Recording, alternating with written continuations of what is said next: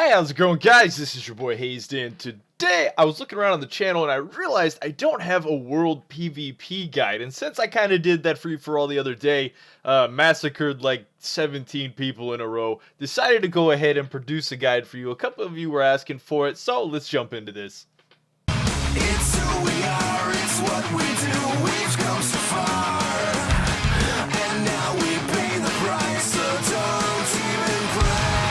The world is breaking down, and I cannot leave the ground. It's who we are, it's what we do, we've come so far, and now we pay the price, so don't even cry.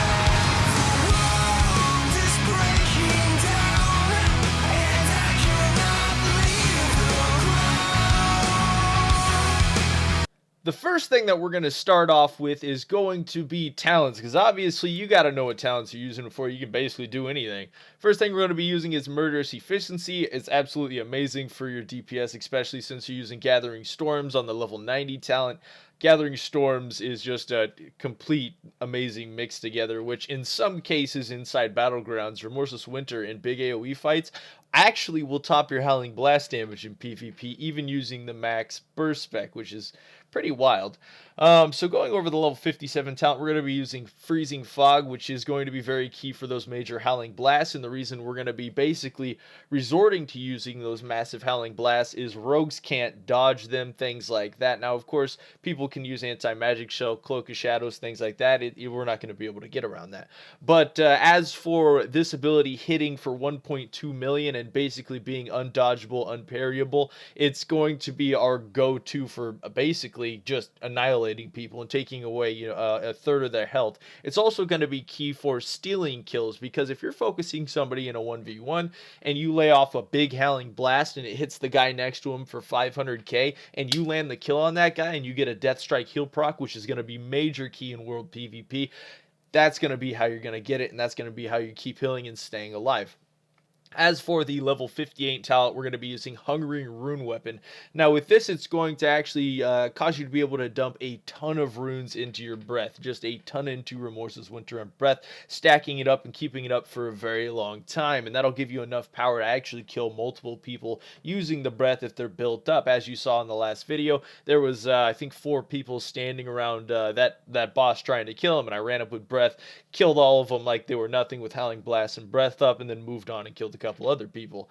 So that's why we're using that. Also, this gives you the option to be able to full heal during breath because of how long Hungering Rune Weapon lasts. You can actually dump off 45 runic power during a part of it and still not damage too much of your breath or damage full healing during that, because a lot of people will either CC you during your breath or they'll burst back on you, knowing most Frost DKs can't heal during breath. Well, we have the ability to using that. That gives us the option. As for level 60 talent, of course, Winter is coming to get off a stun. This will also be key to one of the legendary builds that you'll want to be using for world PvP, and I'll go ahead and let you guys know what ones you'll be using soon, but definitely take the stun, because that's going to come out with, of course, how long we're going to keep Remorseless Winter up using Hungering Rune Weapon. It's going to give us a pretty big opening to land stuns, and of course, if you're fighting multiple people, if you could stun 3 of them at the same time while you're cleaving them down, that's going to make it a lot easier to kill multiple people instead of getting beat on by them. In world PvP, everything's so bursty that of course you need to really have some kind of defensive, and it gives you a pretty good option to peeling people off you, and of course when you're bursting, keep you alive. Now for the level 75 talent, I like to use White Walker for the 30% damage reduction, especially if there's some kind of LOS, because it can get you out of combat, get you LOS, so you can start using a close wall or a pillar to your advantage, dodging between, especially if it's versus some kind of ranged or a caster. It'll come in a lot of handy. So that's why I like using that one. As for the level 90 talent, I was using Gathering Storms, of course. I said that a little bit earlier, but just dumping all your runes into that as fast as possible to maximize burst to kill somebody in that world PvP. And as for the level 100 talent, obviously we're going to be using Breath of Sindragosa, since in world PvP, Breath of Sindragosa still deals its maximum damage. As for instance PvP, you're only going to deal probably about 70 5k a tick. It literally, you lose about 100k a tick inside any kind of instance PvP. So in world PvP, it's still the champion, it's still the boss. It's going to be who's ripping people's faces off. Now, as for honor talents, I was using in the free-for-all Relentless because I really didn't know what I was going to be fighting, and I knew once I used my trinket up, I was going to be like a sitting duck anyway with that many fights, and I knew I wouldn't have to rely as heavily on a trinket since I would have a lot of options to kill multiple people, so I went with Relentless to keep up my consistency fighting that many people in a free-for-all battle. Now, if it was a 1v1 and I really had to be mechanically stable, I definitely would have went Gladiator's Medallion because a lot of classes in World PvP can put you in a stun or some kind of CC, and they're going to kill you pretty fast. As for the next talent, I was using Reinforced Armor to give me more health inside of PvP combat. Obviously, at any point, the health is going to be amazing. It's going to heal you more. Your Death Strike's going to heal you for more percentages. You're going to have more health. You're not going to be bursted as hard, and you're going to have a bigger health pool. I mean, it was something that was a definite need in those. As for the other ones, I kind of like using Hardness, and I don't really look at sparring too much. I mean, maybe if I was like fighting a rogue, maybe a Fury Warrior, maybe. I mean, but even then, it's meh. Alright, as for the next talent, I was using Cadaverous. Obviously, taking magical spells, it puts a dot on you. You can dispel that dot. It becomes really good in World PvP, especially if someone hits you for like 1,000,000 damage, which will happen in World PvP. Like, somebody will just smack you with a spell that just destroys your health. And sometimes, you know, it goes to Cadaverous, you can dispel it off. Turns out a bit better for, of course, reversing a fight against some kind of major caster, something that has range. So as for, yeah, Necrotic Arroyo, definitely. As for the next one, Death Chill, you got to hold things still. You got to get to them. It's going to be a need to have consistency in World PvP, the consistent chains, instead of needing to be close to someone to use Frozen Center. I mean, in my opinion, for a lot of things that are going to kite you in World PvP, Frozen Center, it will help, but it won't help because you still have to be within 10 yards. And anyone who's good at a ranged is going to get a lot farther than 10 yards away from you. As for the last talent, I was using Tundra Stalker, as of course I wanted more consistency. It was a free-for-all battle. There was going to be a lot of people there. I definitely wanted to have more damage on my Frost Strikes in my off time because I knew I couldn't rely completely on the breath damage and of course Howling Blast to do all the work. So I definitely wanted to keep a little bit of kind of off burst or runic dump in case, you know, I kill somebody, I don't have cooldowns, I'm getting hit again, I can turn to that guy and just completely dump Frost Strikes into him, hopefully to kill him fast enough to get a Death Strike proc or another Death Strike proc, something like that. So that's why, of course, I went with that talent. That's going to be it for those talents. As for gear, what did I do? This is kind of important, guys. It is actually really important when it comes to gear. Of course, I got 902 eye level is what I was using. I'm literally wearing right now what I was wearing in the battleground yesterday, or in the world PvP situation yesterday. Of course, the helmet is going to be key here. Now, that was what I was talking about using the talent Freezing Fog. The helmet is going to be key since it increases Howling Blast damage by 20%. They nerfed it down by 10. They nerfed it. They nerfed it. They nerfed us. I didn't even notice that until right now. They nerfed it. Oh, that is evil. Blizzard, you evil. You evil. No, but what they actually did, they nerfed it down by 20%. Believe it or not, on the talent trait, you can actually kick it back up another 10%, plus the extra damage from, yeah, I'd say like we're nerfed on the helmet, but it's not going to be really noticeable once you actually get your other talents. So, I mean, it's like, I think it's just a balancing issue that we're going to see there with this obviously it was really, really strong. I can't believe they did that. I'm actually surprised right now. Like, legitimately, I had no idea I was going to see that right now. But this is definitely key. You want to increase your Howling Blast damage by 20%. And I had the choice. This is going to be kind of your secondary for World PvP. Now, if I was going to want to maximize my damage, obviously, I would take the Bracers to increase my Frost damage on Pillar for 15% increased Frost damage. Now, if the thing I decided was I wanted to increase my mobility, because I knew in World PvP situations, if I was going to have to fight multiple people, I would have to get to them. And if I was fighting a melee, I killed a melee, get a Death Strike proc, one of the biggest things that's actually going to kill me is trying to close that distance to the target. So what I did is put on my legendary boots, which also allowed me to drop off a lot of crit, and of course put on my heroic Warforged go no not no no Godoon. That's the word I was looking for. My Godoon ring, and just get a ton of mastery. And so I was sitting at about 45% mastery in the world PvP, making my frost damage, of course, just excessive compared to what it usually is. And since I'm not doing consistent damage, I was mainly relying on the breath coming out and, of course, the major howling blast procs. I was just getting insane damage from it. And, of course, you combine it with another 15% of the extra damage from the bracers. It's going to deal just crazy amounts of damage. It probably could have maximized if I was using the bracers, 14 to 15 mil, or not 14 to 15 mil, 1.4 to 1.5 mil, which is extremely hard. It's like half of the health of a geared player. Now, the other thing I decided was with trinkets. If I had like a really good probably Horn of Valor, I probably would have used it, maybe not. But what I decided to was go down the consistency route using this, of course, and go double strength trinkets. If I had better trinkets, it would have been even better, but no, I just used what I could, and basically just allowed the base strength all the time to apply to the major howling blast procs that I'd be getting anytime I threw up Remorseless Winter, which is every 20 seconds, and that's what I used to kill multiple people over and over again. And even when you saw 3 different people focusing me, I still had enough damage, still had enough power to focus and kill them down. Even through prop pallies, even through blood decays, shields didn't matter because my damage was residing from that major frost damage that I was putting into people. Did not expect that nerf. Where did that come from? Like, you guys are going to be so mad that I had to tell you this. And I'm sorry, guys. Sometimes it sucks bringing bad news, and I didn't even expect that. I'm kind of like, man, why you do this? All right, so yeah, okay, that's what we're going on with armor. That's what we're using in talents. That's what we're going to be using there. As for macros, we got to go over a couple macros. Of course, we're going to be using the major breath macro. Now, I was using. See, what one was I using? I'm pretty sure I was just using the basic breath macro. I'll put it in the comments below as always, which with this macro, what it does for you is, now usually in PvP, you'll generate RP at range, especially in world PvP. You don't just want to run in on somebody and just start meleeing them, because chances are they're going to burst in your face and it's going to hurt. And one of the things that we need is runic power.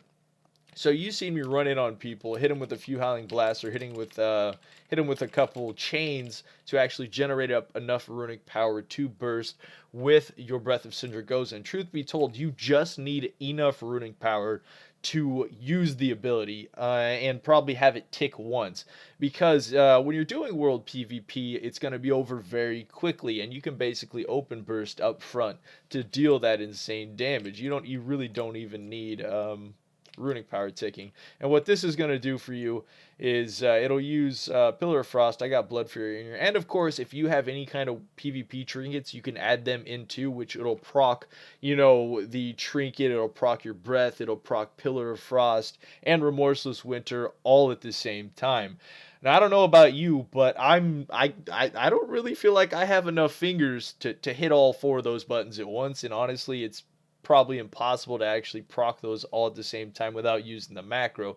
So this is going to be a way you can maximize your damage. Even in PvE, I use this macro quite often to maximize your damage and really just burst as fast as possible. Like, there's no other optimal way. A human is not going to be able to do that. All right, so what we're going to do with this macro, we're just going to hit it. I mean, that's all we got to do is hit it. Now, I only use about 3 or 4 obliterates from it until I go to manual rotation. And of course, you need to be using any type of howling blast procs you get to deal that maximum. There's a 1.6 mil. That was a huge one right there. Get those major howling blast procs. It's just wild the amount of damage it'll do in world PvP. And even when it doesn't crit, it's hitting for about 580k to about 600k.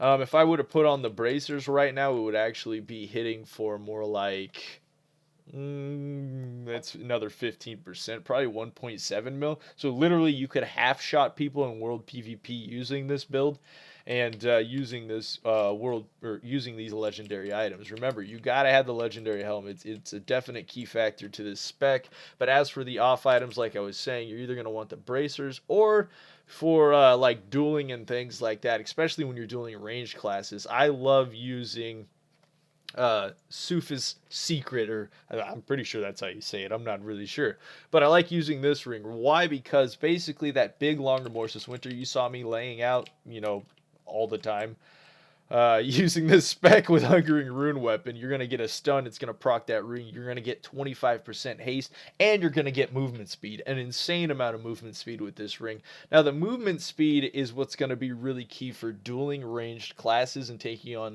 really good ranged classes, 1v1s, especially mages, because you're going to have to close the distance a lot. You're really going to have to catch up to them. And the only way you're going to be able to do that, of course, is with some kind of major speed increase, and that's going to be the way you're going to go down that route to actually catch up to mages and kill them, because you really don't need a lot of time to kill mages in world PvP. They are very squishy, and if you got breath rolling, let's say you're focusing him, he gets ranged, you kick him at range, dispel, and you are literally across the map. You pop hungering halfway there, and you will literally keep your breath as you're running towards him. It's going to be very key for taking on very skilled ranged, especially frost mages.